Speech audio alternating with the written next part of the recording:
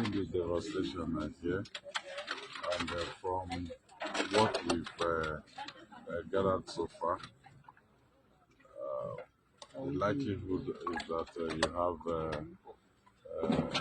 illegal miners toying with explosives around this place. We've always said to people that when you see something, say something, and then the authorities will be able to do something. This is quite unfortunate. At this stage, is just to rescue anyone that is still under the rubble here, and also the people that have been taken to the hospital to give them care, and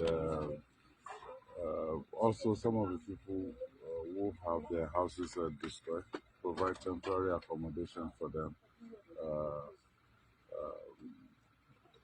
at hotels within the city.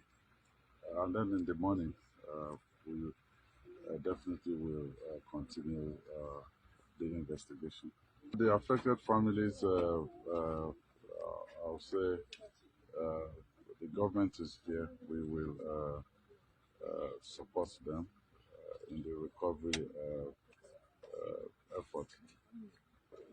But most importantly, we'll react appropriately to this incident. It's just